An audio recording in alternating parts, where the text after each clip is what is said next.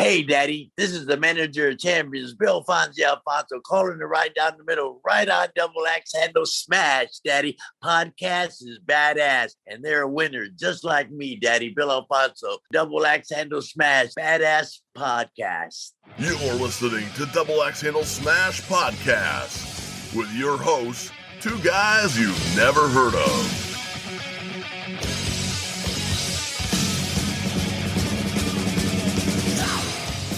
And now, the man who rules the porcelain throne, Johnny O.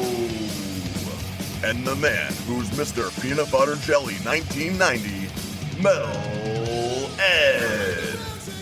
All right, everyone, welcome to Double Axe Handle Smash Podcast. I am one half of your hosting team, Metal Ed, and with me, as always, that's about it, man. It's like a Neanderthal over there. So, Johnny O, we got a very, very interesting guest this week. Why don't you hit him with the deets?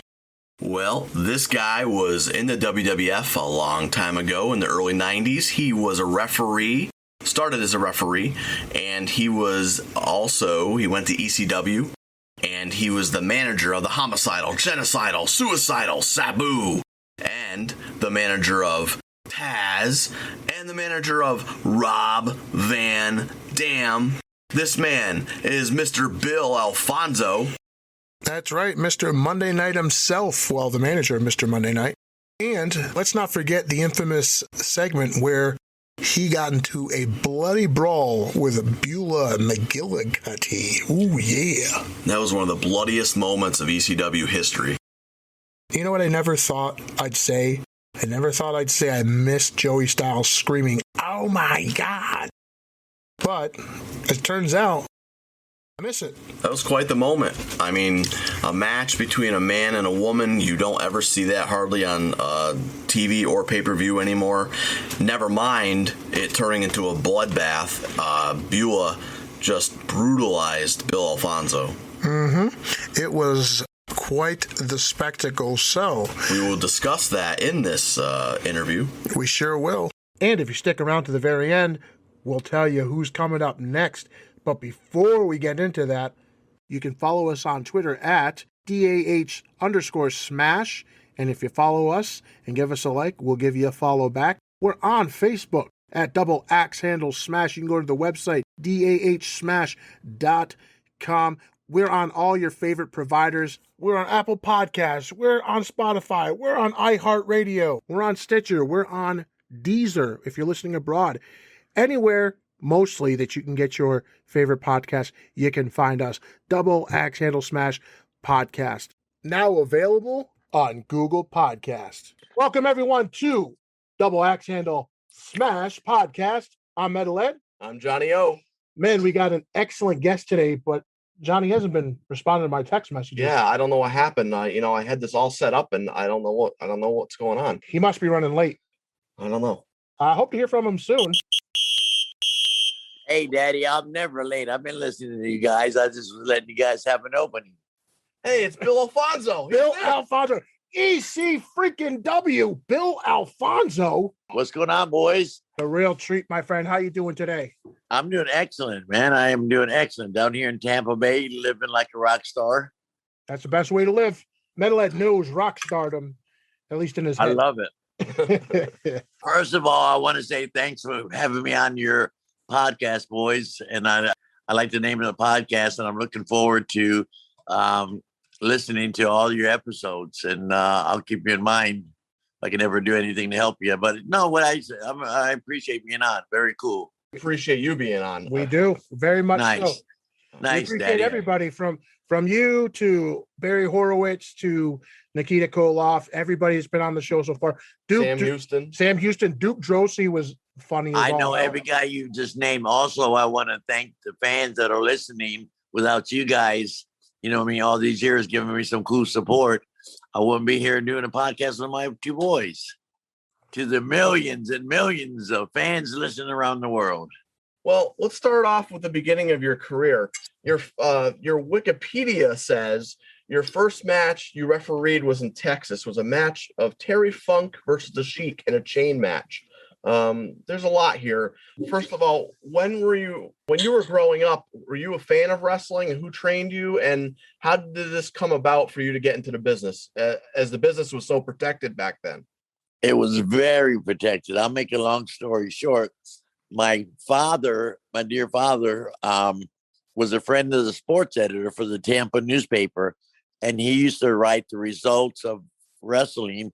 They had wrestling every Tuesday night at the Fort Homer Hesterly Armory, very famous venue. And they used to comp him tickets. So he left with my dad one day, and he said, "Hey, Steve, don't you have a couple kids at home?" Yeah, I got little Billy and David. And he brought home the tickets, and he said, "Here, I got tickets for wrestling." I said, "Wrestling? What is that?" I had no idea that I was living in the heart of professional wrestling in the South. I mean, Eddie Graham, Bobo Brazil, Great Malenko, Dusty Rhodes, all of them. I had no clue. I was about 12 years old.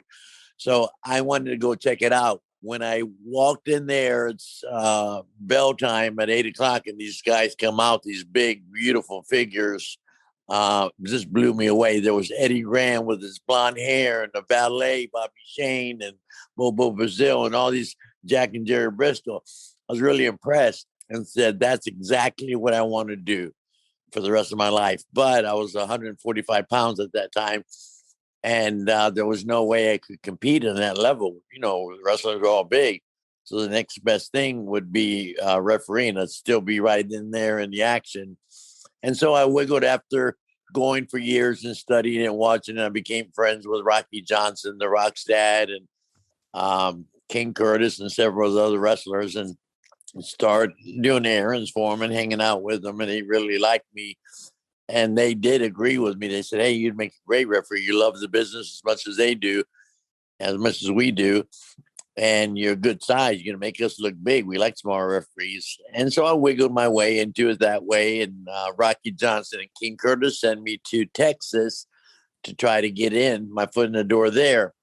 They had 4 territories in Texas. Joe Blanchard had San Antonio. Paul Bosch only ran Houston. That was the only town he ran, and he was known throughout the country for being one of the better payoff guys in the country. Jack Briscoe told me that, and so have several other wrestlers. And then you had the Von Erichs in Dallas, and you had the Funks in Northern, and like Lubbock and Amarillo and that. But unfortunately for me, I was out there 6 months trying to get my foot in the door, but they had David Manning, Bronco Lubis, they had all the referees established. So it was very hard for me to get work without putting one of those guys out of work. But an occasional date, so out of the 6 months I was there, I might have worked 6 times because one guy his wife had a baby or something happened. And they say, "Hey, Fonzie, can you fill in?" And I did. But I couldn't take that. I was out there, and one of my best friends, David Canal, Cuban Assassin, David Sierra, I was out there with him. We went out together, and he was paying my way. He's buying my food. I was living with him, but I wasn't making no money. So it came up where they needed a referee for Lubbock, Texas, and that was the Funk's territory. And the main event just happened to be, this was my first time actually getting paid. The other 5 times that I worked there in 6 months was non-payment. It was just right time to the right place. I'm paying my dues. Let me get in there. And they were lucky to have me, and I was luckier to have them. So the main event was guys I grew up watching. I remember I was 12 years old when I seen Terry Funk and the Sheik and all these guys. So to be in the ring with them, and that was the first time I got paid, actual payday. I made $90 that night. Wow. For refereeing there's probably 7 matches. Me and Dennis Stamp refereed. He's a former wrestler turned referee. So that was my first time professional getting, and that was in 1978. So I go back quite a few years, and then it took me a few more minutes to get a contract, but I eventually ended up getting a contract May of 1980 and been in the business ever since. I worked for Florida Championship Wrestling, my first contract with Dusty and Eddie Graham, and I can name names that just blow you away. And then from there, I went to Ted Turner, worked for Ted Turner, WCW, for a few years. That's where I met the largest athlete on the planet, 8-foot Giant Gonzales, who got along so well. They asked me to be his personal assistant, and I was for 3 years. That was pretty cool. I'll tell you about that as time goes by in the show. So I worked for WCW. Then I worked there for a while.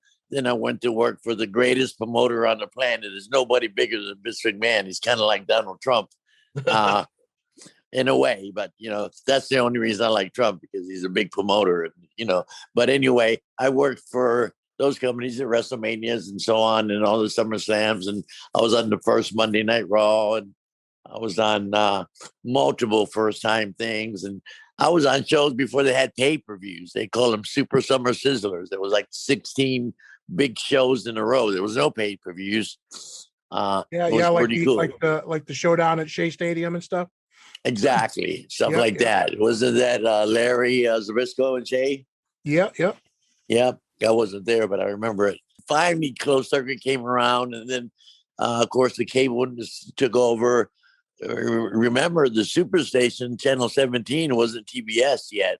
Of course, owned by Turner, but it wasn't the fantastic TBS that we all love and know now. It was the Superstation, and wrestling came on at 6:05, and whoever was on it, I'll give you a good example, was one of the biggest stars on the planet in the 80s was Tommy Wildfire Rich.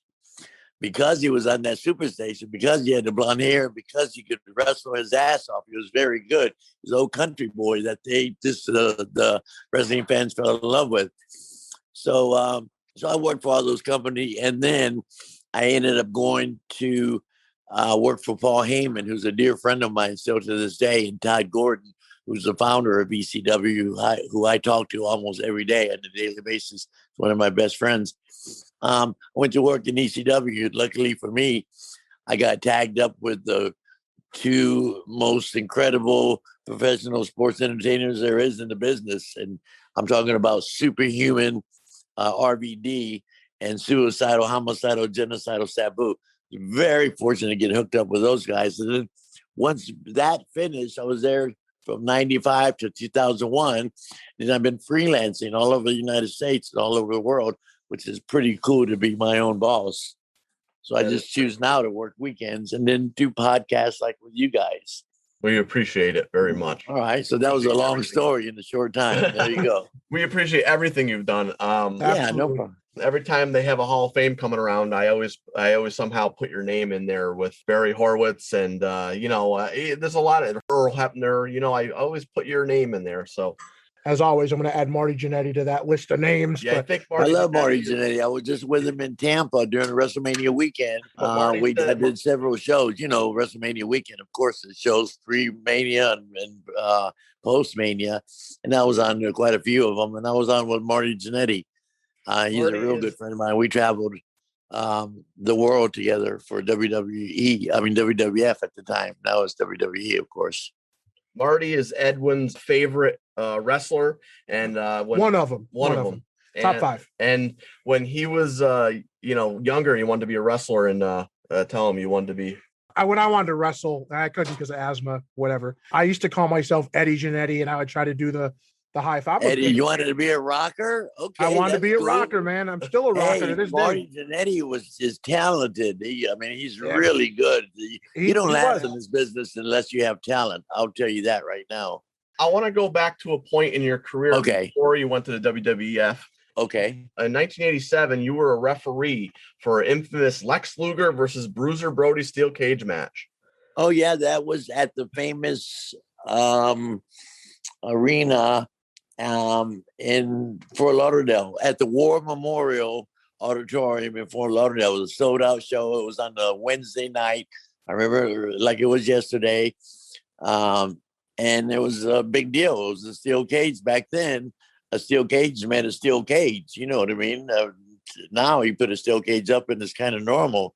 But back then it was a freaking pretty big event. Was this the chain link steel cage, or was it? Yeah, just like a fence, so like a regular, fence. But it was pretty cool. It was just the concept was keep you inside the cage so you can't run, so you can't get outside.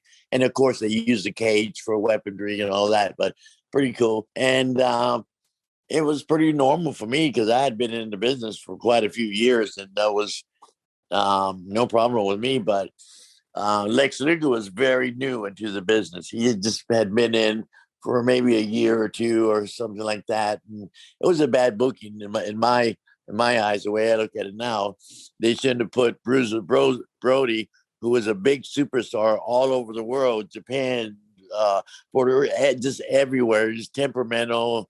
And you know how big stars are. You got to deal. I had to deal as a referee, had to deal with 35 different personalities every night. Yeah. Pretty tough job. But after I mastered it, seemed pretty easy. And I kind of blend in and was telling guys what to do without even telling them. Power of suggestion is great. It was a bad booking. But so anyway, the match occurs and they had been handpicking Lex Luger's opponents for him and they wanted to make him the next Ric Flair and so on and so on. But, so they put him in. It was a bad booking. They put Brody and Lex Luger in the cage, and it was just a bad matchup, And you know, it is what it is. You can watch the tape. It's on YouTube. You can YouTube it. I'm right in the middle of it. It was said that Bruiser Brody in the middle of the match just stopped selling for Lex because of maybe something Lex might have said. Right, or something he did, or what he didn't do. He didn't listen to the veteran. He didn't listen to the very savvy 20-year veteran. He didn't listen to him. And he was going to do stuff that he was taught with these other people, you know, and it just was bad timing on Lex Luger's part. Wasn't Lex Luger's fault. He was just doing what he's been taught. And again, I'm saying it was a bad booking. Right. So, and it is what it is. You can watch the footage and you can see Brody get a little frustrated, and this young, beautiful, Lex was beautiful. What a body he fucking had. He was an athlete. He played professional football. He was a good looking kid. His hair was good. Everything was nice. So he kind of panicked and, you know, he said, Fonzie, what do I do? What do I do? I said, well, just grab the referee, which was me, and do something to me. Throw me against the cage and I'll disqualify you for manhandling the referee. And that's what I did. I said, Luger, so Luger grabbed me, threw me against the cage, and you see me ring the bell and get mad at Luger and say, hey, you're disqualified for putting your hands on Bill Alfonso. I'm not having that. Bam. So that's how we got out of it. And Lex Luger climbed over the cage and split because he was just not prepared. And again, it's not Lex Luger's fault. But, you know, he was just young, and they put him against a very temperamental professional athlete. Was that the NWA? Yes, that was Florida Championship Wrestling from Florida. I think Harley Race was the champion, or Ric Flair might have been the champion at that time. And guys like Brody, and guys like Brody, Abdullah the Butcher, Fabulous Moolah, the Midgets, Ric Flair, they're specialty items. You would have our territories all over the country, like Florida was the territory, Georgia was the territory, Mid-Atlantic was the territory. Louisiana was Bill Watts' territory. Then Texas, we talked about earlier, there was 5 territories in there. So which wrestlers interaction, but we'd have our guys set, and then once in a while we'd have somebody come in just for the week, just for the 7-day loop. You know, Monday, West Palm, Tampa Tuesday, Miami Wednesday, Jacksonville Thursday, Spot Show Saturday, and Friday and Saturday, and then Sunday just repeated itself. So we'd bring in like the world champion for the week, and he'd wrestle our number one baby face. We'd bring in Fabulous Moolah. She'd bring her own girl in, did wrestle around the loop. We'd bring in the Midgets in for a week, did wrestle just to put on the card for entertainment value. And that's how we did it back then. Or Abdullah the Butcher would come in for the week. Or, as we were speaking about, Bruiser Brody would come in for the week. He'd come in once or twice a year. He's very active on, in the magazines and stuff. That's how we communicated, because back then we had no social media like we do now. Now you can pick up a phone and, talk to somebody in freaking Japan in 30 seconds. You know what I mean? Right. Mm-hmm. Back then we did our advertisement in magazines, word of mouth, or 1 hour TV show, and so on and so on. When exactly did your career in WWF start? How did it come about? What is Vince McMahon? What was it like for you back then? What was the feeling, the emotion? And do you still have a good relationship with him? There's a good story behind how I got to WWF, if you want to hear it. Sure, absolutely. All right, so we're in. I'm the personal assistant and refereeing for Ted Turner in Atlanta for WCW, and they had a high turnover of bookers and managers of the WCW. So this new guy had come in, and we were in the red a little bit. So he wanted to, this guy named Jim Hurd. He didn't know anything about wrestling, but he was a big financial CEO of a Pizza Hut, not the actual pizza. I mean, the chain of Pizza Huts. He was on the board of members of Pizza Hut, or some big shot. So he came in there with all his bright ideas, trying to make WCW better. It had nothing to do with wrestling, all paperwork and all business minded. So he wanted everybody to take a pay cut. For instance, say Giant Gonzales, we use him as an example because I'm going to refer to him in a second. Say he was making $500,000 a year. Jim Herd came in there out of the blue and said, okay, he had a big meeting and said, okay, everybody's going to take a pay cut. We're under contract. We don't have to fucking take a pay cut. Are you kidding me? So instead of making 500, he's going to make 425. And if everybody does that, then going to save the company $7.8 million a year and get out of the red or whatever. So a lot of guys weren't pleased with it. And the Giant especially wasn't pleased, and I wasn't pleased. They wanted me to take a pay cut too. I was making small six figures. So Giant says, Fonzie, this pay cut deal, I'm not real happy with it. I said, either am I, Giant. He says, you know anybody in WWF?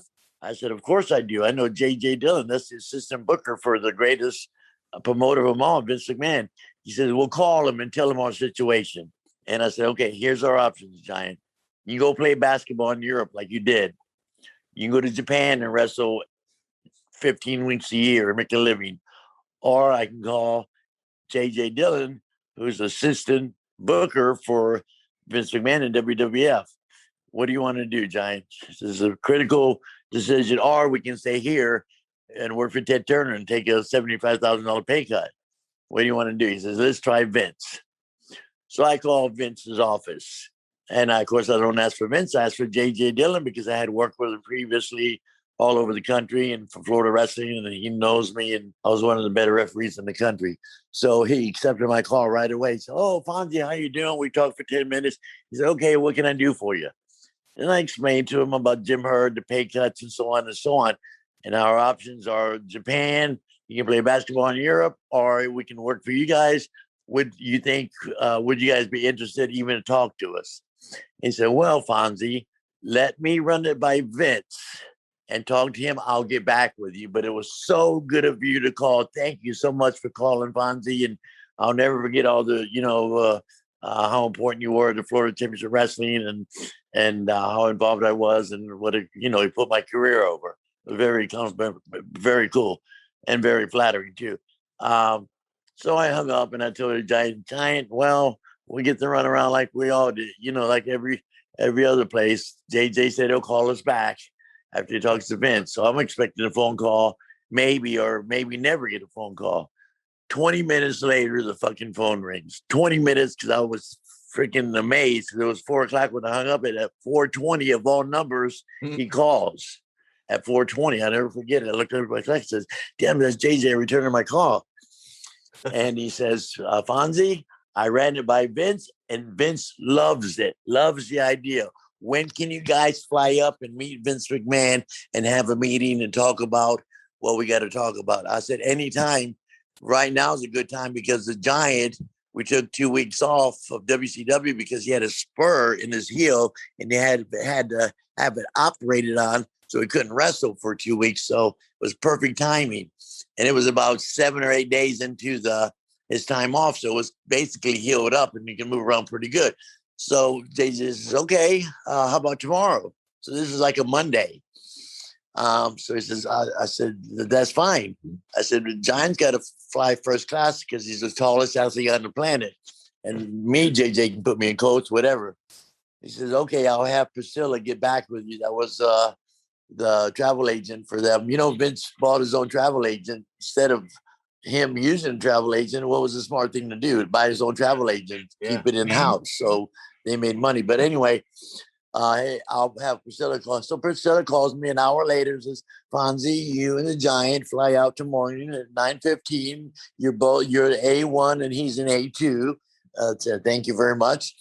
And there'll be somebody there to pick you up at the airport. I said, great. So Giant's excited. I'm excited about going to meet the greatest fucking promoter in the world, Vince McMahon. I want to say for the fans who don't know what you mean when you say Giant, because some people might just think you mean the Giant Paul White. When Fonzie's saying the Giant, he's talking about George Gonzales, who was Elegante in WCW, and he became the Giant Gonzales. But I just want I always put him in the same phrase. I usually say the tallest athlete on the planet at that time, and he was. You know who else was real tall? Ming. He played basketball in Houston. My Giant was way taller than him. But anyway, so the limo, yeah, I'm talking about Giant Gonzales, Daddy. So a limo picks us up, and we're walking to the limo, and Spike Lee comes up to me and says, man, you know, Spike Lee's a producer, an actor, a comic, a writer, a singer, does it all. You know, Spike Lee. Fucking pretty cool. Spike Lee joint. Wow. Yeah, so he looks just like Spike Lee. I said, fuck, here comes Spike Lee. He comes up to me and says, man, that guy's tall, brother. How tall is he? I said, well, he's 8 foot. He's the tallest athlete on the planet. He said, I'd like to meet him. And I introduced him to the movie producer, Spike Lee, and the Giant loved that because he's been in several different movies. Yeah. So he's familiar with all the pop culture and all that stuff. So they like meeting each other. So we jump in the limo and go. Spike give me his cards, just call him if I'm ever in New York, want to hang out. That was pretty cool.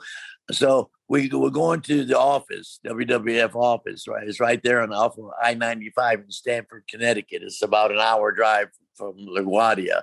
So we're going up 95 and we passed the wrestling office. I tell the limo driver, hey, we just passed the wrestling office. We're supposed to stop right there. He said, no. We're going to Vince's house.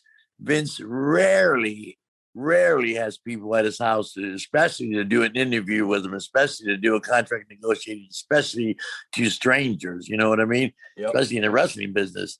So we drive right up to Vince's house, and he welcomes us with open arms. I'll never forget it. You know, he used to wear these bright suits with fucking a pair of Nikes on. He looked great, and he opened the door and welcome, Fonzio. I know you. You're very athletic. I followed your career. I doubt if he did that, but said, oh, I know all about you. And oh my God, Giant. So we talked and bullshitted, had lunch with him, and and negotiated a deal. And he said, don't go back to WCW. He gave the Giant a huge signing bonus. What was his reaction when he saw him? Like when he stepped out of the car? Like everybody else, any restaurant we walk into, any airport we walk into, any place in the world we walk into, you've probably in your lifetime, you've never seen a guy that's taller in your life. It's like a aha moment or whatever, it's a freak of nature. He's the tallest guy in the world. Basically, there's a tribe in Africa which 8 foot are kind of common. It's like 7 and up. There's a certain native tribe of black.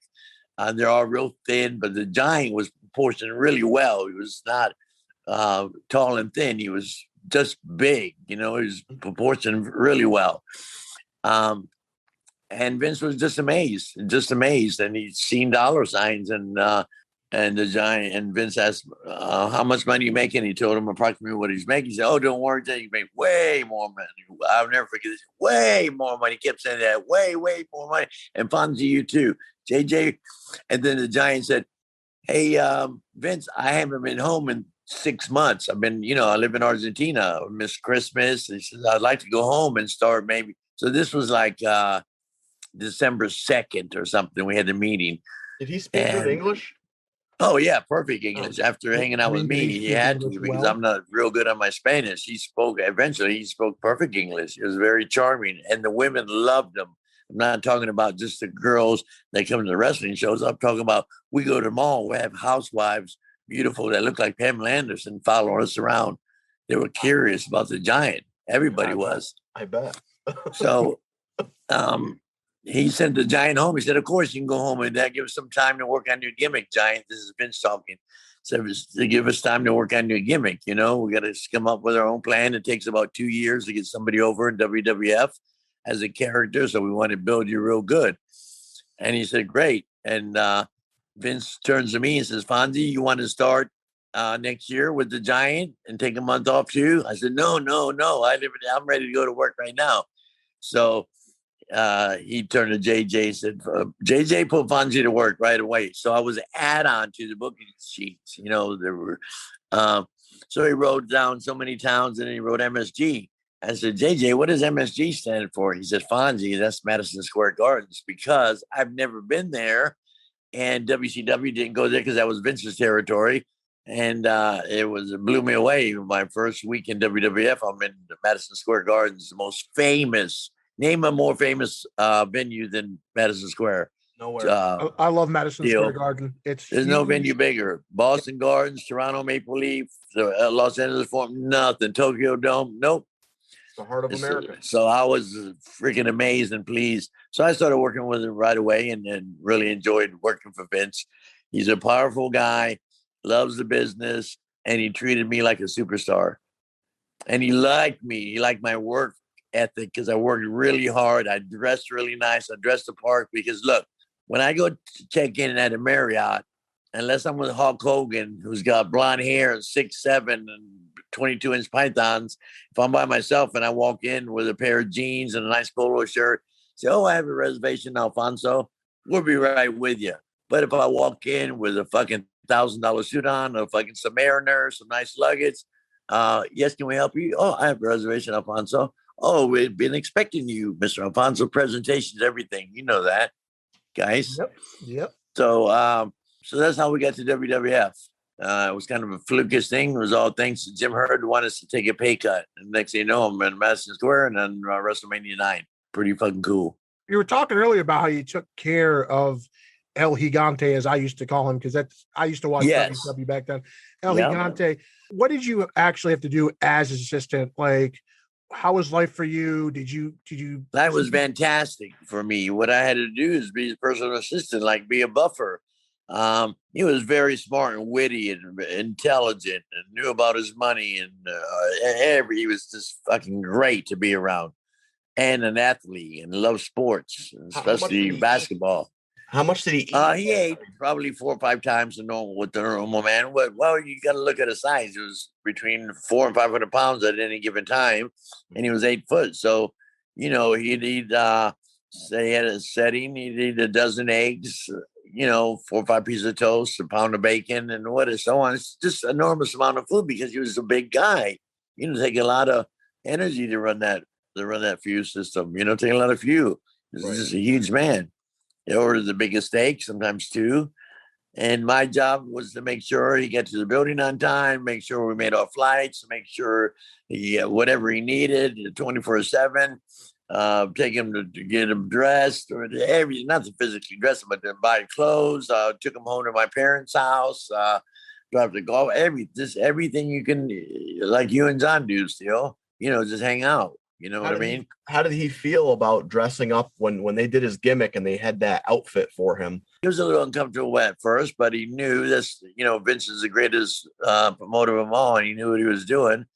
And it takes a while to get over it. It was a pain in the ass to put that spandex skin tight suit on, but actually he looked like some fucking freaky giant guy, so kind of worked. It was a shame his knees started giving him problems, and then he had to retire early because of his health and stuff. But he laid his mark there, and he really enjoyed what he was doing. And we traveled around the world together, and it was pretty cool. Very cool. His most noteworthy match was WrestleMania 9, Undertaker versus probably, yeah. That was probably one of his bigger matches. I mean, we've been in Tokyo in front of 65,000 people. That's pretty cool. Was that your only WrestleMania that you participated in? Yes, I missed 8 because I came in after 8, and I was on 9, and I just barely missed 10 because I left, like a month before 10 or whatever. So I was there 2.5 years approximately, but I missed 8. I was on 9 and barely missed 10, but it was okay. I went out to ECW, and that's where I made my mark as now I'm doing all these freelance, because as a referee, I was quite famous, but with the wrestling people, with the wrestling crowds. I mean, not the wrestling crowds, but with the staff, like all the bookers, all the owners, all the wrestlers like me. Thousands of fans didn't know who the fuck I was. I was just another referee. But when I came to ECW and became more of a character and part of the show and speaking roles and so on, and Van Damme's manager and Sabu's manager, then that's what made me into more infamous Fonzie that I am today. So for all the listeners, was it Paul Heyman that came up with the name Bill Alfonso, or was that you? And how did you decide on that name in particular? No, that is my name. My name That is is- William Alfonso, and Oh. some of the Wikipedias they got me as Bill Sierra Yeah. because my best friend that I told you about, I went out to Texas with in 1978. He was David Sierra, and that was his gimmick name. And he told the promoters like Gary Hart, who was the booker for the Von Erichs, he said, "Hey, this is my little brother, and he'll be with me during my 6 months here on my tour. So if you ever need him, he's a referee." And I said, "Oh, Gary Hart," I said, "Oh, great, we'll put him down if we ever need him." But unfortunately, we got David, our referees. But maybe this summer we can use him a little bit. So that's how I got that name. Everybody knew me as David Sierra's little brother for a minute, but we were just best friends. So that's how the name stuck. My birth name is William Alfonso, and how I got Fonzie is from elementary school. When they would take roll, I'd be the first name they called. They would call it in alphabetical order, and they started with the last name, say Alfonso, and the other kids would say Alfonzie, and then they shortened it up to Fonzie. So I was Fonzie in first grade, Daddy. I was Fonzie before Henry Winkler was, and I love Henry Winkler. I idolize him. He's been a great role model for thousands of actors and people around the country. You never hear anything bad about Henry Winkler. No, you don't. I totally agree with that. He's a national monument. He's a national fucking treasure, Henry. So before we get head to ECW, let's talk about number one, your departure from WWE. But what's before that? Joey Morello was a referee in the WWF at the time. He was Gorilla Monsoon's son, and he was one of the better referees that WWF had. He had a car accident. He passed away in that car accident. I believe it was 93 or 94, right? Yeah, shortly after I left, I probably would have been in a car with Joey. God bless him. It was after a 3-day, when you're on the road, you work. You know what I mean? It's nothing to work 7 to 10 days on or more, 15 days on. My longest tour was 60 days. That's 60 hotel rooms, 180 restaurants. You know what I mean? There's all kind. You live on the road. So we were doing TV, and I mean, I had just left and went to the ECW. They were doing TV Monday, Tuesday, and Wednesday, probably like Poughkeepsie, Albany, and that area in there. So they were headed back to Newark Airport because they had to catch a flight the next day, which is very common to out west, to like San Diego. And then we worked San Diego, Los Angeles, Hawaii, San Francisco, and then back home. And I most likely would have been in a car with Joey because referees hung out together because we were the last guys there. So if you're on first or second match during the night, you can get permission to leave. You know what I mean? You've done your job and so on and so on, but the referees all got to stay to the end. So basically we ran together a little bit, and Joey was a real good friend of mine. He had just bought a house in Tampa, minutes from my home. Just bought a brand new yellow badass canary yellow Corvette, badass. And when I hear it was in a car accident and we lost him, man, I was devastated. Yeah.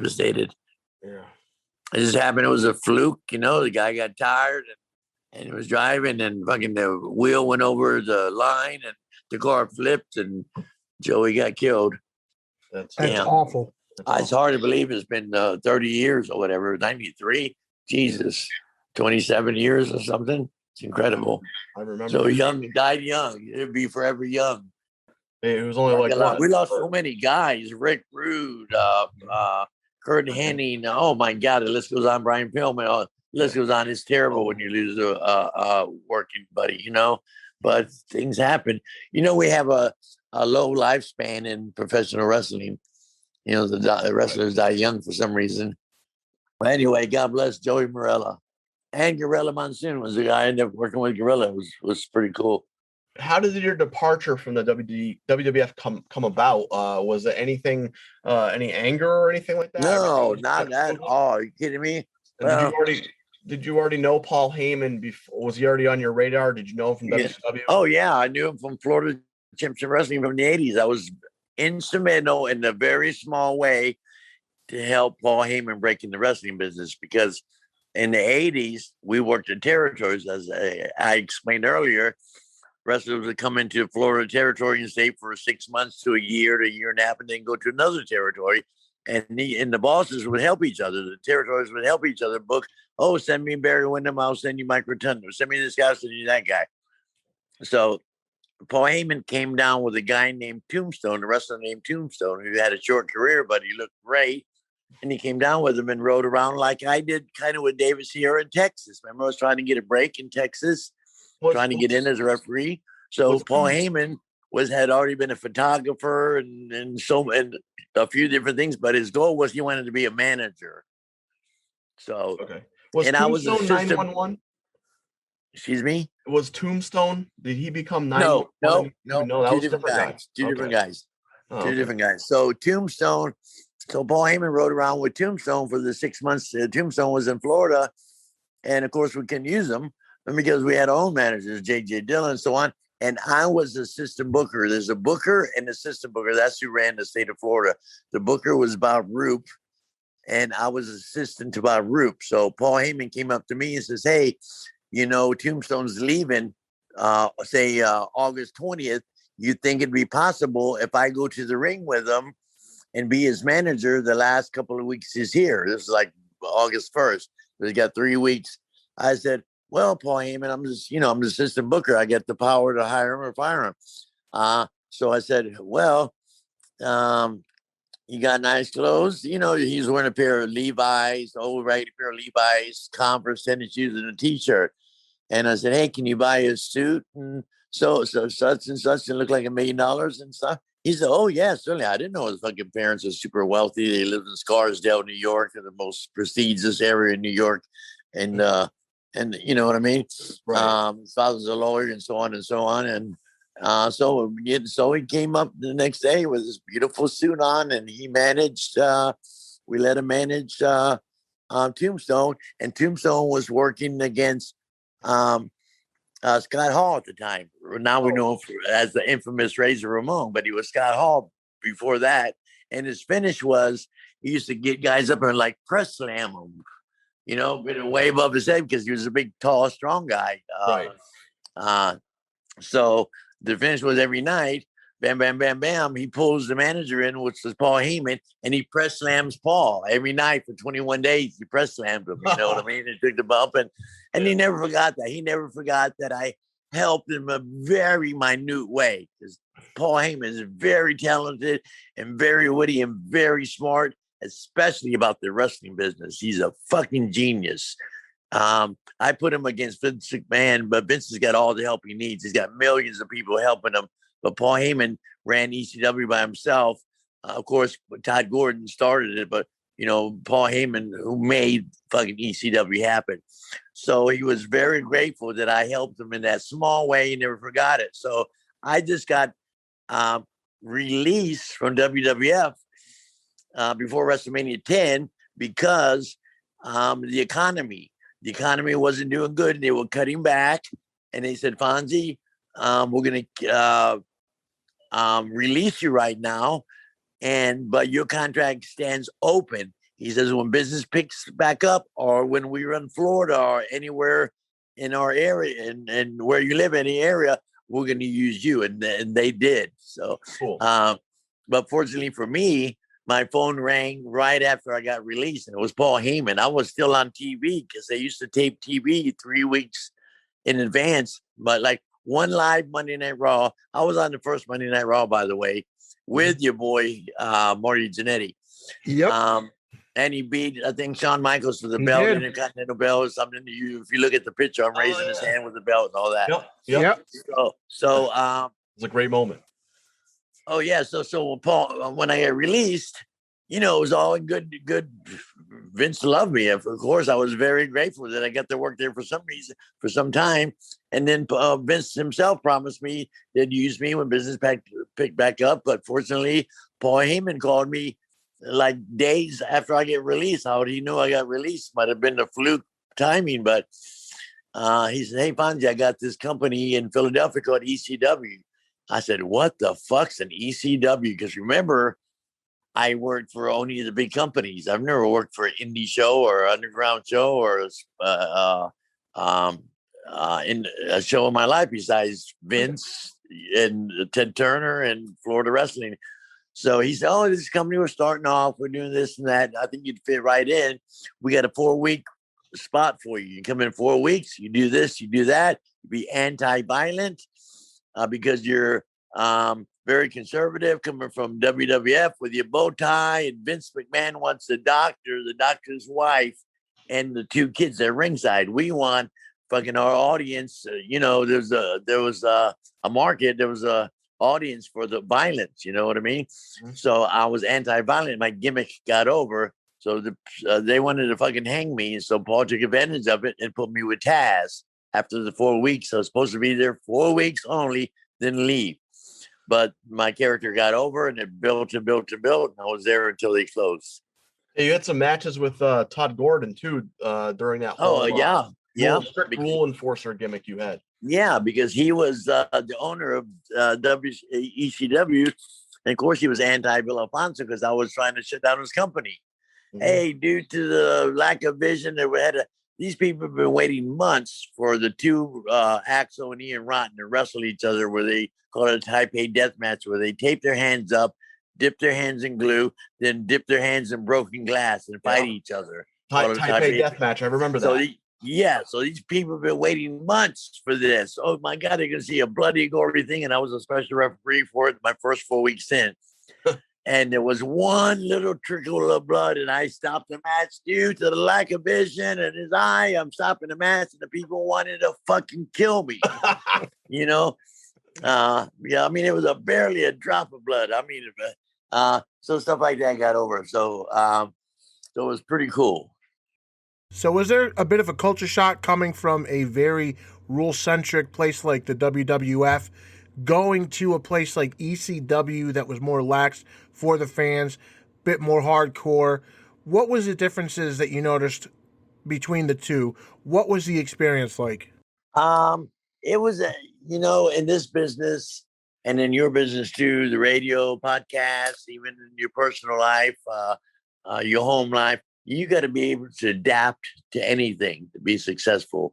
You got to learn to adapt if it's violent or this or that. It was kind of natural for me. So I was very talented. I'm very lucky to be adaptive. My adaptability to any situation. I don't panic. I just adapt and make do and do good. And I just adapted perfectly. It was quite a big difference from being on WrestleMania 9 and all the showbiz and movie stars and talented people I met than to be in this small ECW bingo hall in Philadelphia in front of, 3,000 raging fucking fans going nuts. ECW. I said, what the fuck's this? But I adapted to it quite quickly, and I fit right in. So when you became the manager of Taz, was he still the Tasmaniac at the time, or was he already back? He was several different gimmicks. There's several different characters before they put us together. He was Tasmania, he was Monkey, but whatever the gimmicks were, they just he had it, but he just it never got over. I'm not saying that I got him over, but once he hurt his neck really bad. Once he did that and took some time off and came back as Taz and was mad at ECW. And now Bill Alfonso is the only one who called him every day. I remember the promo. I called Taz every day, Daddy. He's the only one to put bread on my table. Yeah, I send him money every week. A little, you know what I mean? It's all the work. I never sent him money, but I would have. But so he came back as Taz, and it just clicked. He had that short hair. He was short and stocky and a badass. You know what I mean? Mm-hmm. And they used him real strong. Yes, and he was doing those fucking Tasmanias and suplexes and stuff. Taz was badass in the ring.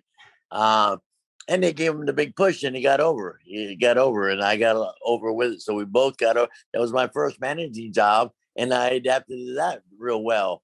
I never managed anybody, but remember, I had been in the business 25 years already refereeing, and I've been around the business. I should know it up and down, which I do, and I did. So it served me right. I just fit right in as that character. I just played my role and adapted to it and became Bill Alfonso, the manager of champions. Yeah, you started coming out with the whistle, man, blowing it. I remember watching you on ECW. We got ECW at like 1 o'clock in the morning after everything else. Right, an MSG channel. Came out late all the time. Yeah, I was a late night guy. I watched you come out blowing that whistle. I remember I was like, 15, 16. I was thinking, what an asshole. But that was your job. We just wanted to shove that whistle down your throat. Right, and everybody did too until I became beloved. After a while, when I switched from Taz to Van Dam and Sabu, and my character, it takes a couple of years to get over as a character anyway. So after a couple of years, my character developed and the people seemed to like it. I was doing good promos and I was doing this and that. And I was very likable and I became beloved instead of hated. You know what I mean?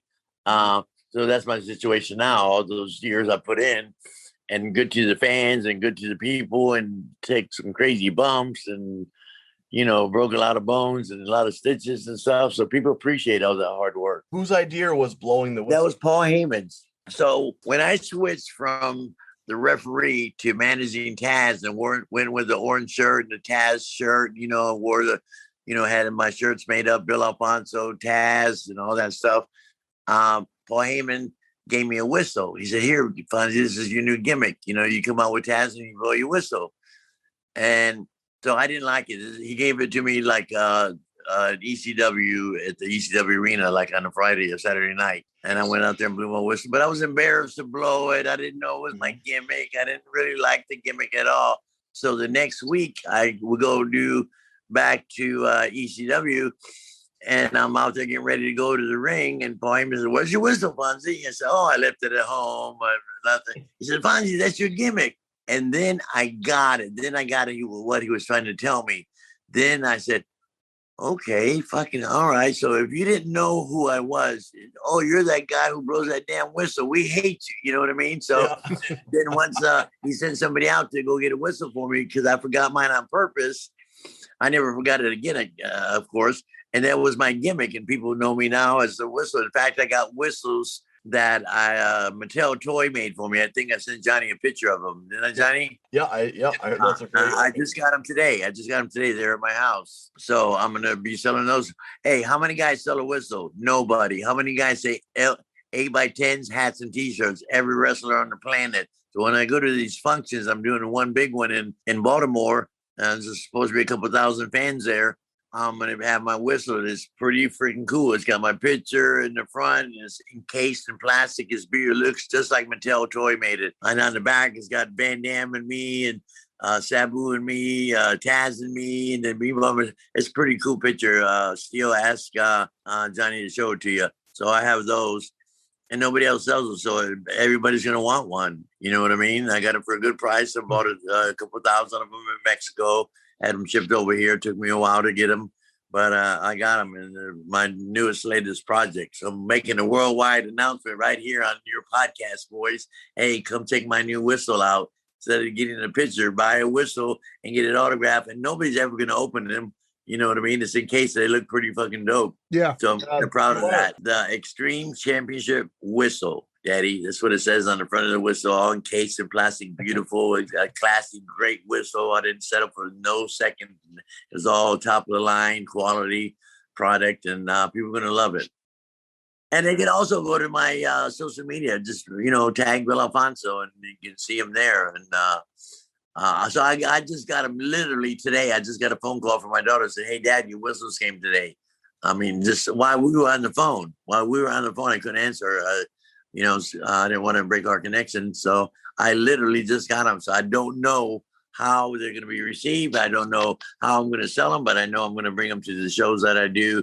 And the thousands of people I meet, they always ask me. And if I see a sale on some gimmick whistles, like if I walk in the dollar store or whatever, I'll buy 50 and just give them to the people. And the people love them, the kids and women, whatever. So now I'm going to have them encased and looks like Mattel Toy made them. I think they'll do pretty good. Well, Bill, before we continue on with the questioning, Johnny and I have some plugging to do of our own. You see, John and I are two nobodies that you've never heard of. But I want to be somebody. Well, we are gaining steam. Okay. Why don't you tell them how? Well, we signed up with Buzzsprout. With Buzzsprout, you can create your own podcast. And that means you, everybody, anybody can do a podcast. All you need is a decent microphone, a computer, and a quiet room. I use an MSI Aegis computer with a K-Fine K690 microphone. All you need is an idea. Anytime I ever had a question, I always emailed, and they always got back to me within the hour. Their amazing customer service will guide you through every step of the way. Whether you don't know the difference between a wrist lock and a wristwatch, or you don't know the difference between a web browser and a web page like Johnny O over here, Buzzsprout will help you. With Buzzsprout, we were able to get our show on all the major podcast networks, including the one you're listening to right now. Podcasting isn't hard when you have the right partners. You'll get a great looking podcast website, audio players that you can drop into other websites, detailed analytics to see how people are listening, and tools to promote your episodes, and much, much more. And if you follow the link in the show notes, it lets Buzzsprout know that we sent you. So that will get you a $20 Amazon gift card if you sign up for a paid plan. But seriously, guys, the team at Buzzsprout is passionate about helping you and us succeed. Join over 100,000 podcasters already using Buzzsprout to get their message out to the world. Go to www.buzzsprout.com to learn more. So, going back to your days with Taz, what was he like as a person? What was your relationship with Taz? Well, my relationship with Taz was all wrestling business. We never hung out together, but he wasn't the type to go out to the after party and go to the club and have a couple of beers or smoke a joint or anything like that. He'd go back to his room and drink his coffee and milk or whatever and work out. He had a strict routine. But he was a pretty cool cat. I enjoyed being around Taz. And when you're managing somebody, you're close by him all the time. So around the wrestling business, I was, his guy right next to him, and talked to his opponents and stuff and worked with different promoters. So it was pretty cool. But he's a stand-up guy. He's a pretty straightforward shooter and a non-partier, which is very cool. I liked Taz being around him. It was okay with me. Mm-hmm. He's a little temperamental. And but he's Taz. He thinks he's Taz. You turned your back on Taz. Then you managed Sabu, the death-defying, suicidal, homicidal, genocidal wrestler who was the nephew of the original Sheik in real life. You also helped Sabu manage his finances, it was said on Wikipedia. Is that true? No, that's not true at all. I never true. helped anybody with finances or managed anybody. The Giant Gonzales a little bit, but he was so educated, so smart, he didn't need handling. Either did Sabu. We don't. That's all the work. That's all in the ring stuff. All the managing stuff's in the ring, and that's where it was. That's where it was left in the ring. I'm finding out more and more not to trust Wikipedia for anything. Yeah, Man, I could have told you that. I went to college. I think Nikita Koloff played a rib on me when I was reading off Wikipedia about his real name. He goes, "It is what it is." He got me. So yeah, the boys are quite humorous. Remember, I said earlier that I'm dealing, especially in the big companies like WCW and WWF. I'm dealing with all these major superstars, from Shawn Michaels to Hulk Hogan to Barry Horowitz to all of them. The Steiner boys, all of them have different personalities. All of them think they're king of the ring. All of them think they're badass, and most of them are. You know what I mean? So you got to deal with all these personalities. So it was very easy for me to deal with Taz and so on. All right, can you tell us, we like to hear these. You got any good ribbing stories from your times in the big promotions from some of the bigger boys? Oh, yeah, the guys that rib each other and shit.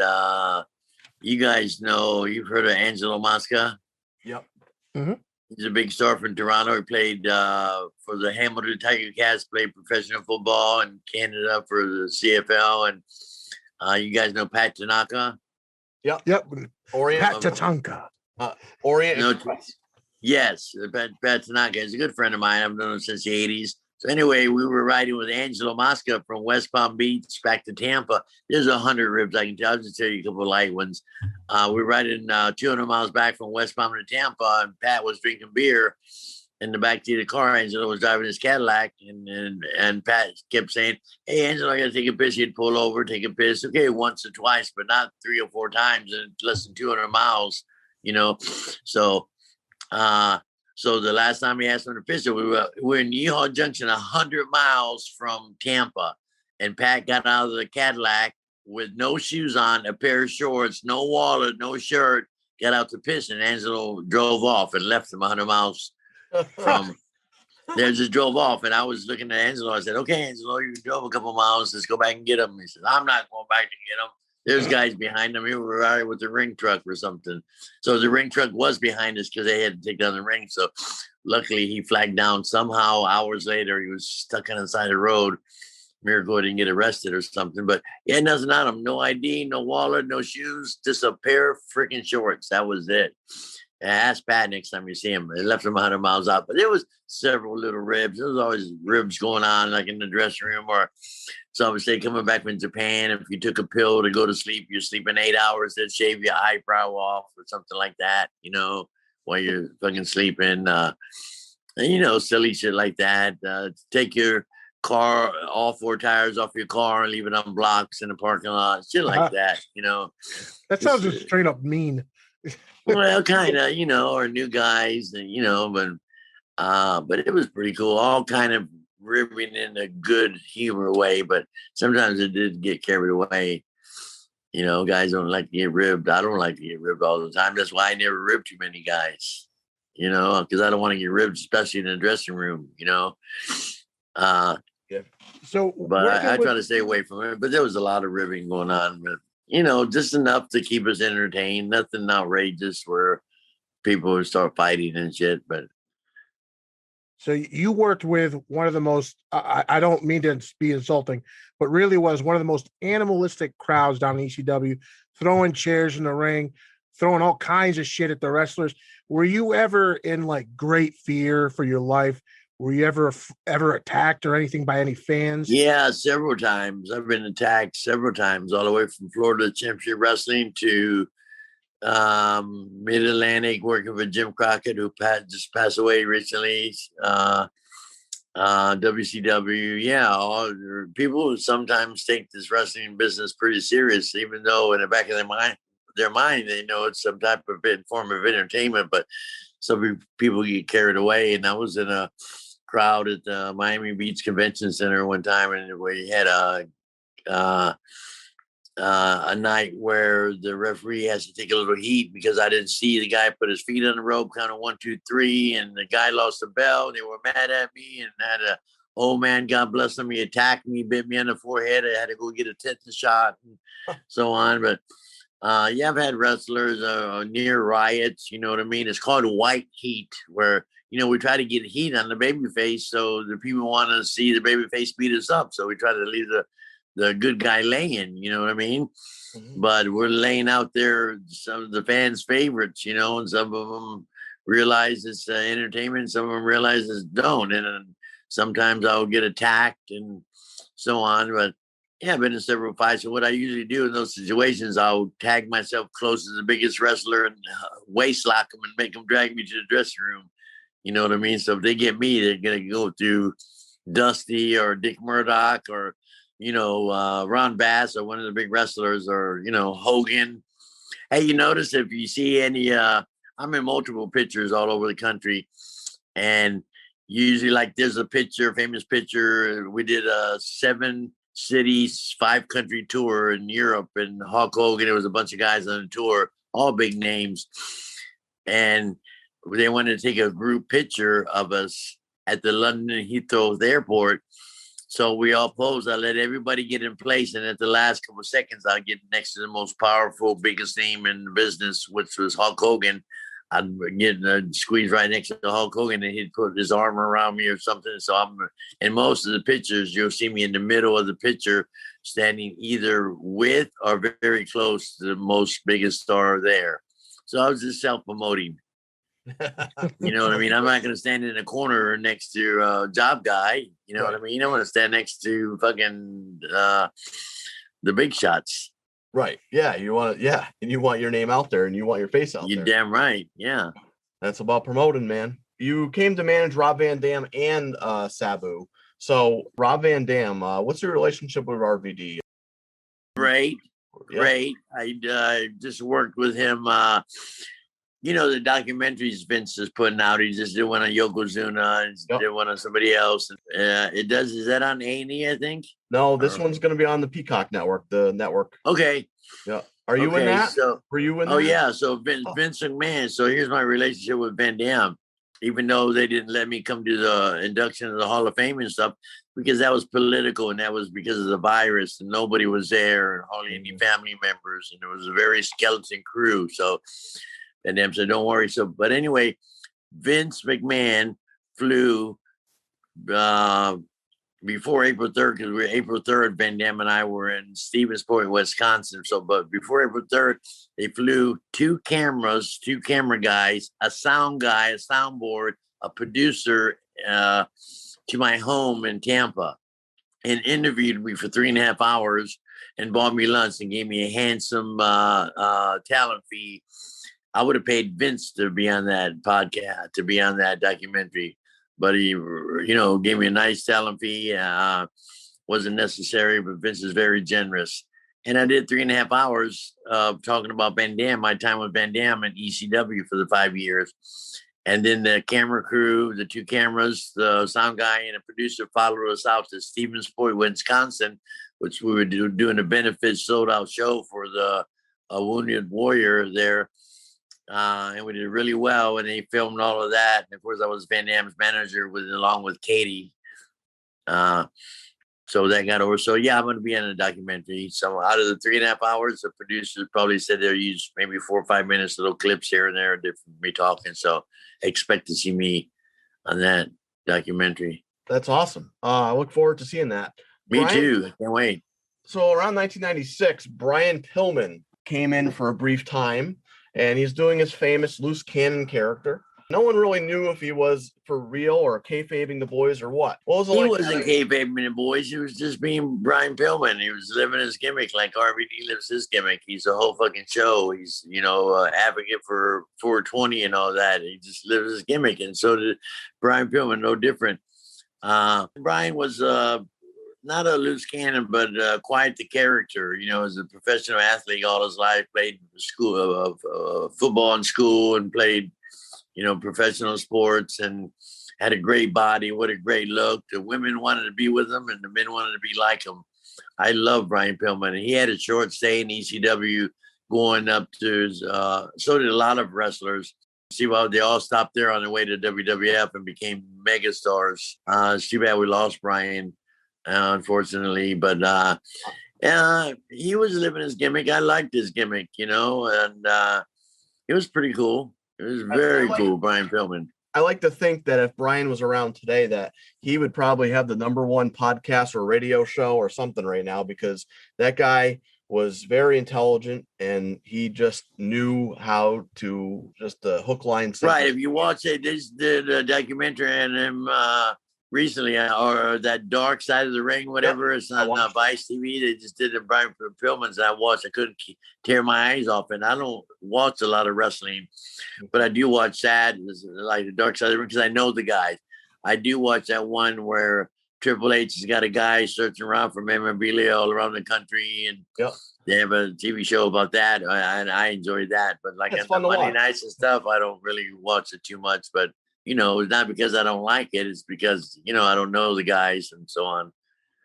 All right. Now I'm going to get to Beulah McGillicuddy. So, I beat her ass. For the fans who don't know, you wrestled Beulah McGillicuddy in ECW Good As It Gets. It's the most talked about, bloodiest match. It was said that you lost a third of your blood. So that's what they're guesstimating at. That's what the hospital guesstimated at. All right, folks, stay tuned. This is the good stuff. Tell us what happened between you and Beulah McGillicuddy. I'm sure all of our listeners are dying to know. Beulah was quite the star in ECW. She's a former adult entertainment business. She's a former penthouse centerfold spread. So she had a great body. She was beautiful. She was related with Tommy Dreamer. They ended up getting married and having kids. Did you know his kids were on The Sopranos? No, I didn't know that. The Sopranos. He has twins. he has twins. Yeah. And when they use babies in a scene, they want to use twins because they could only use them for an hour. Then they have to put them down and get the other baby because of the HIPAA law and stuff. You know, you can't work a baby too much. Right. But anyway, they were in the Sopranos. So anyway, they were dating and stuff, and they were an item. And it was supposed to be Van Dam and Beulah against me and RVD in a mixed tag match. But they designed it where Van Dam gets hurt and Tommy Dreamer gets hurt. So it's me and Beulah standing in the ring, two non-wrestlers that are now got to perform in front of a sold-out, hyped-up freaking crowd. And they've seen everything at this point in ECW. They've seen tables and chairs and sex and violence. So we better put on something or else they're going to fucking laugh us out of the building. But remember, we're not wrestlers, so we don't do arm drags and sunset flips and small packages and all that kind of stuff. We, had like more of a street fight with a little wrestling involved in it, kind of a showbiz aspect. And of course, we stole the show, and and if it wasn't for her hitting me with that tin sheet, it's like a baking sheet and bust me. It's like a boxer's cut right over the eye. You know, when a boxer gets cut over the eye, and it just bled tremendously. I couldn't ask for better. If I wouldn't got busted open that night, we wouldn't be talking about it right now. In fact, if you ask Paul Heyman, who was the booker and producer and the man for ECW, if you ask him, hey, Paul, if you ever get him on a podcast, say, hey, name a couple of your favorite matches in ECW. There's been thousands of them. The cage match, Bob Wire and Sabu and Terry Funk. What was your Sandman and Time? What was your favorite? But New Jack, what was your favorite one? And he always refers to me and Beulah as one of his favorites, not the favorite, but as one of his favorites. That's what I hear. Was she okay with that? I mean, did you already have to ask ahead of time for forgiveness or permission to do certain things to her in this match or whatever? I mean, was it talked about? Well, we played it by ear and we did what we thought was right. Of course, we talked a little bit prior to the match, but most of that was ad-libbed, and I just didn't want her or me to do anything wrestling related because with two non-wrestlers, that was the whole concept of the match, So two non-wrestlers competing, Joey Styles, oh my God, Fonzie's busted wide open, He just slammed Beulah, and I slammed her in an awkward way. I had to pick her up like a normal body slam. I picked her up, and you'll see the match, watch it again, you'll see the way I slam her. It's awkward, but, and everything we did was awkward because we're not wrestlers, we're managers and, affiliated with the business, not, wrestlers. So it was pretty cool. And no, she was all good. She was very sorry that I got busted open and had to run to the hospital and get 20 something in my forehead and almost bled to death. She called me up every day, sent me flowers to my home. She was a sweetheart. She felt terrible. Oh my God, Fonzie, I'm so sorry, man. That's part of the business. What are you gonna do? Hey, and you have a cool damn story after too. Yeah, man. Damn right. Yeah. And it's been on more than one. It's been on multiple different DVDs, multiple different shows, multiple different outlets. It's not only was on one episode or one DVD. It's been on multiple. So would you say what was the term you used? White heat, right? Would you say the biggest white heat moment would have been when Jerry Lawler showed up and beating all the ECW guys up with RVD and Sabu? No, that wasn't white heat. That was good heat. That was good. White heat was when you get somebody in a frenzy, and you know what I mean. Because Tommy Dreamer makes it seem like everybody was like, "How effing dare you?" They were shocked because the two companies were working together. This Jerry Lawler just didn't show up on his own. It's the two companies working together, WWF and ECW. Doing a combo. Now that was the shock. People didn't call that. They thought it was great. It was good for us, but it helped us with our audience, and it was good for Vince because he's never done anything like that before. But no, it was pretty cool. And yeah, how dare Jerry King Lawler come and invade our small company that was trying to make it. We had no corporate sponsors. We would say these are just odd numbers. They aren't accurate numbers. Say we were making $15 million a year, but we were spending $16 million a year to put this company on with payroll and flights and hotels and so on. And, And we had no corporate sponsors. We didn't have Budweiser sponsor. We didn't have this sponsor. Vince has multi-billion-dollar company. You know what I mean? Everybody's sponsoring. We did all this on our own. But eventually, we got TNN and we had some sponsors and so on. And so we ended up doing 22 pay-per-views, which was great. So at the end of ECW, was there ever any talk before all the the rise and fall of ECW came out and all the nostalgia in 2005 and 2006, the reunion shows, when ECW first closed in 2001, was there any talk of you coming in there to manage, or what was your relationship with them then? Did they talk to you? Well, the things were full, and they took as many guys as they could. And I did work a few different oddball shows with Vince and the joint effort of ECW against WWF and all that. I did work a few of those shows, but there wasn't a space for me. So I was okay with it because I was fresh off of the company. I was working independent shows all over the fucking country, making more money probably. Now you guys call me up and I demand a certain talent fee and I get it, just because of all the exposure and stuff. So I did quite well after that. And they used me accordingly. If there was a spot for me, if they wanted me to manage somebody, they did, but there wasn't, and they didn't need me. So that's life in the business. You were a busy guy at that time. Our show notes say that you ended up on Judge Mathis with fellow ECW alumni Missy Hyatt. Do you want to talk about that? Yeah, it was a dear friend of mine. She just texted me a half hour before you guys started our podcast. She texted me and said, Fonzie, I'll see you in Baltimore. And Missy loves you. She's beautiful. We're still good friends. And it was a fluke they were on Judge Mathis. We were both working, I guess it was, we had worked in WCW together. And she came up to WWF for Man and Sandman and did a bunch of stuff with us. And she had just bought a new Porsche. And she was dating some guy. And they would break up all the time. And she would call me and say, I broke up with my boyfriend, Fonzie. Let's go have lunch. So the first time was cool. We picked her up. We went and had lunch and hung out. And then she gets back with her boyfriend the next week. I said, okay, that was a waste of time, but okay, he's my friend. I told her. So she calls me again 2 weeks later. Fonzie, I broke up with my boyfriend. And can you mind going there? So we went, we met for lunch again and shit. So, console her. Then she calls me back and says, guess what? You back with your boyfriend? Yeah. So I said, good for you. So I get a third phone call from her. She says, Fonzie, he did it again. He broke up with me. He's an asshole. She says, you want to go have lunch? I said, okay, miss. She says, I'm sitting in your driveway. She just bought a brand new Porsche, had like 700 miles on it. I had a Porsche too at the same time she did. Mine was white. Hers was like a silver badass. She had a beautiful Porsche.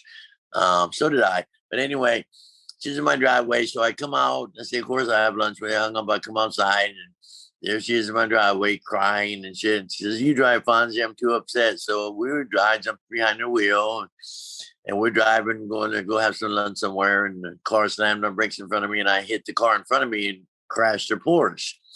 And of course, we were all upset because, we just wrecked a brand new Porsche. And there was a small deductible. Of course, he had full coverage insurance and everything. And I felt bad. I said, Missy, I'll pay the deductible. No problem. Whatever. We'll split it. Whatever. We'll just get your car fixed. Sorry it happened. So she said, okay, Fonzie. So the next day she calls me.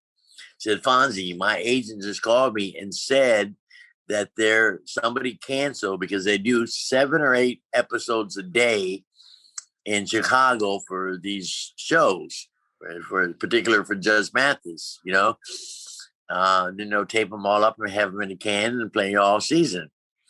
So they tape as many as they can in several weeks. So somebody canceled on them. So they had an opening there. Her agent found out and said, here's what the deal is, Fonzie. They'll fly us up to Chicago. They'll put us in a 5-star hotel. They give us per diem, food money. They'll give us a talent fee, and they'll pay whoever wins or loses the case. They'll pay the deductible. So if I win the case, they'll pay me. If they win the case, so they paid the $500 deductible. We weren't after the money. It's $500 deductible. We made that, so it was more the publicity. So she said, are you willing? You want to come up and do the episode? I said, hell yeah, let's go.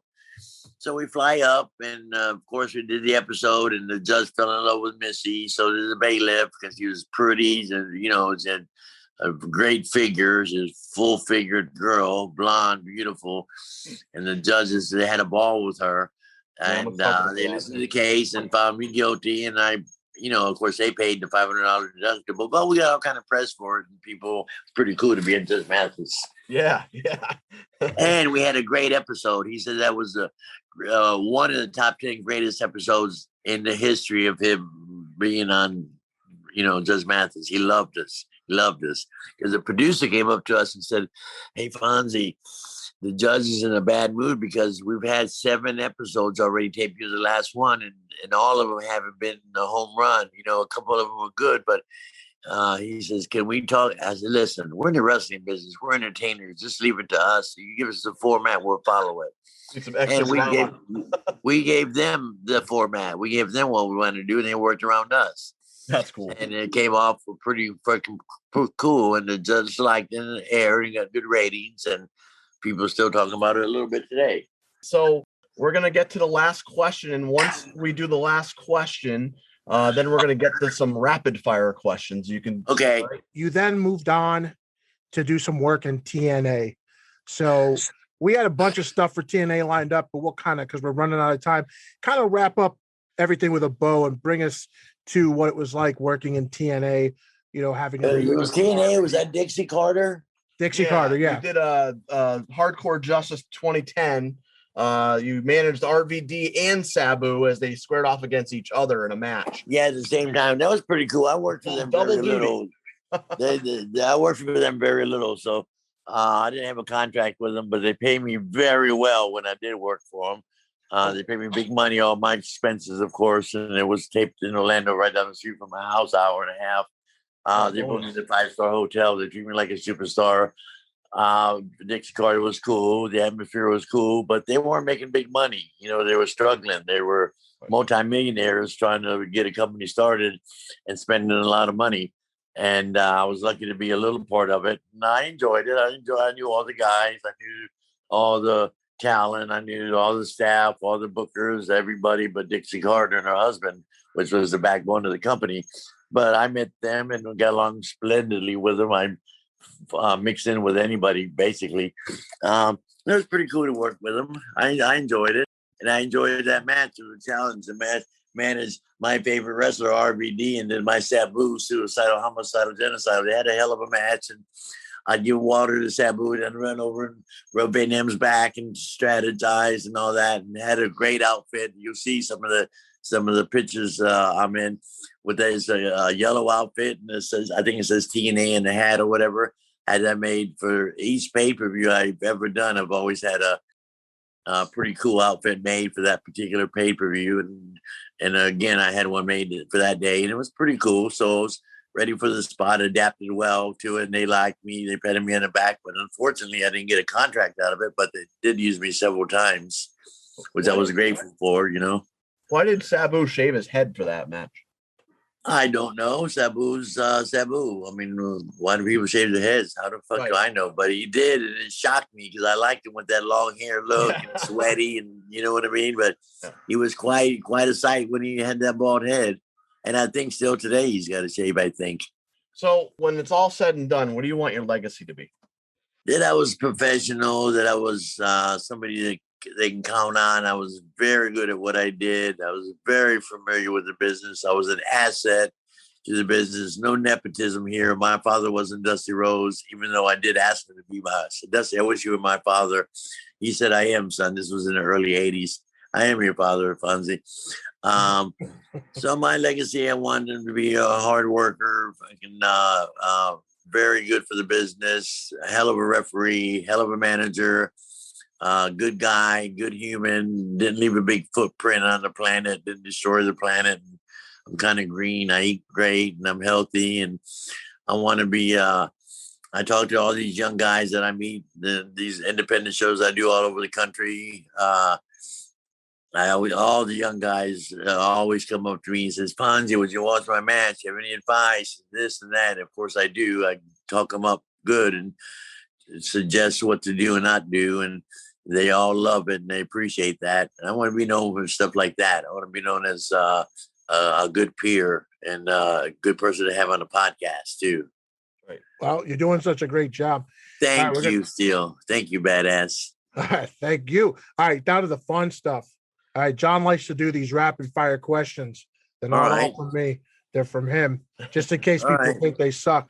All right, so I'll go with the first shot. Boom. You can answer as quickly as possible. You can do one, you can do two, as many as you want, but they're just rapid fire, so whatever rolls off the tongue. Ready? Fire away. What's your favorite food?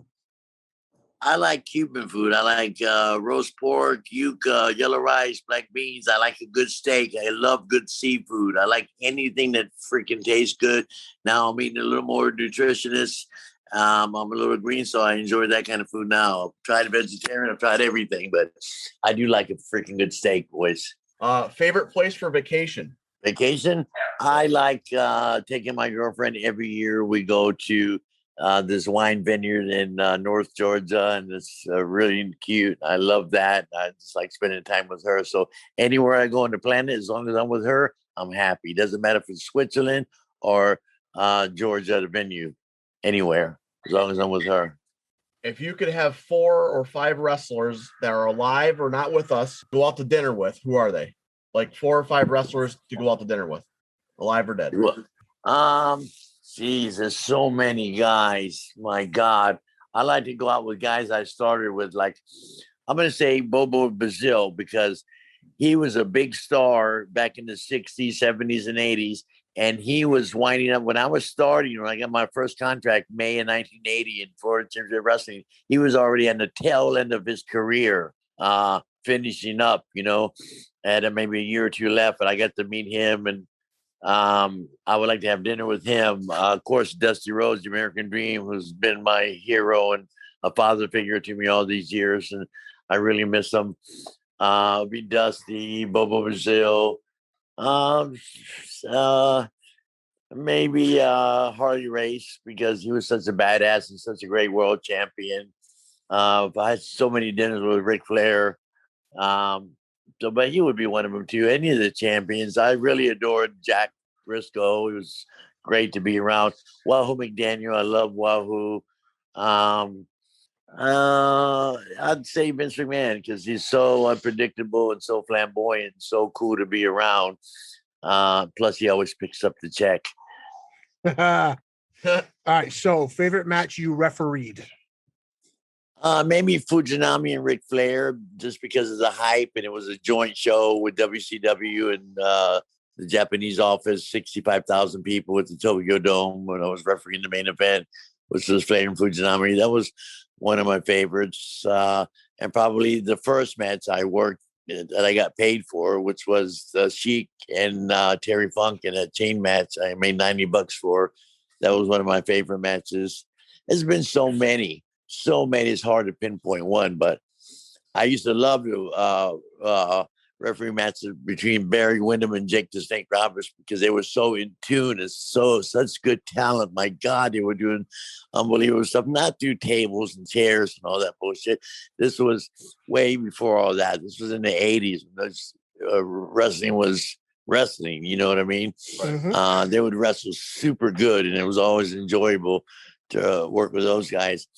And some of the 60-minute Broadways. You know what a Broadway is? No. A Broadway was when the promoter tells you, there's, say, Ric Flair against Barry Windham. They're going to wrestle 60-minute Broadway. That means they're going to wrestle the whole time limit. So there's no decision. Okay. So they're going to wrestle Broadway. It's called Broadway. And I used to get upset when I hear the promoter say, hey, it's a 60-minute Broadway. I say, fuck, that's a long time to be in a ring with these two big athletes going at it. Man, I've got to be on my feet. And then Dory Funk said, Fonzie, the 60-minute Broadway, the 60-minute time limit matches are easy. Just have 4 15-minute matches in your own mind. And he said, that's how I do it. If I got to wrestle somebody for 60 minutes, I'm going to have 4 15-minute matches, and they go by quick. Bam, bam, bam, like that. So a lot of little things you learn, trick of the trade. So I enjoyed working those, because I used to do in my own mind have 4 15-minute matches, so it'd make it easier on myself. Some of my more favorite matches, I don't know. The night Kevin Sullivan beat Dusty Rhodes in the Loser Leave Town match, and Christmas night in the Bayfront Center in 1984. And then Dusty Rhodes came back as the Midnight Rider with a mask on and had a whole year of doing that. That was pretty freaking cool. It's just so many matches. It's hard to pinpoint one, but that's several of my favorites. Were there any wrestlers that you didn't get to work with that you wish you had? I don't think there's a wrestler on the planet that I haven't worked with. I don't work with Triple H too much. I don't think I've met him several times, but I really haven't worked with him. But no, I don't think so. You met one wrestler, you met them all, especially the top-notch 5-star Ric Flairs and Harley Race and the Briscoes. And I mean, it doesn't get bigger than those names, Hogan's and all those guys. So I've worked with everybody that I've needed to. There's nobody who would shock me. Nobody's not one wrestler on the planet that I could be in the room with and him fucking, I'm staring at him like he's fucking God or something. Nope, not one. Name a few wrestlers, like 4 or 5 wrestlers that have the best backstage reputation. People respect them, like really, The American Dream, Dusty Rhodes, had a impeccable reputation. And usually most of the big stars had impeccable reputations, good at what they did, or else they don't last. You don't get to be world champion because you're an asshole or you're not cool or you can't handle your ring time or so on and so on. You got to have talent in every division, not only in the ring. You know how to conduct yourself at a hotel, on the flights, at the bank, as a wife, as a husband, as a father, all kinds of things. So there's several of them that are, most of the top guys are usually badass. The guys that have been in the business a long time, you're going to find this out. And your new adventures doing the podcast stuff, guys. If you meet a lot of the guys now, you find out that that's lasted a long time. Kevin Sullivan, all these guys have been in the business for decades, are usually pretty fucking cool. And if you're not cool, they run you out. You don't last long in this business. We've noticed that a lot of the cats from our era or just before are some of the coolest dudes. They've given us their time. They're very generous with their time, including you. So, I mean, we thank all of them. So, Bill Alfonso, thank you very much for this awesome interview. We really appreciate it. We really loved having you on the show. Yeah, Daddy, you have been a pleasure. It was my pleasure, and it's flattering to be on a podcast with 2 young studs like yourself trying to make it. And that love, obviously, you love the business like I do. So that's why I agreed with Donnie to come on, because it shows some compassion about the business. And that's what it's all about, promoting the business and being a part of it. And if you can be in the ring wrestling because you're asthmatic, big guy, when you were a kid, that you're in it in some capacity, brother. And you're doing a good job. Congratulations at doing something you guys love, and nothing but success for you and your podcast, boys. Thank you very much. All right, guys, this is Metal Ed. Johnny O. And this is Double Axe Handle Smash. We'll see you guys in just a few more weeks when we bring in the NWO referee himself, Nick Patrick. Until next time, everyone, take care.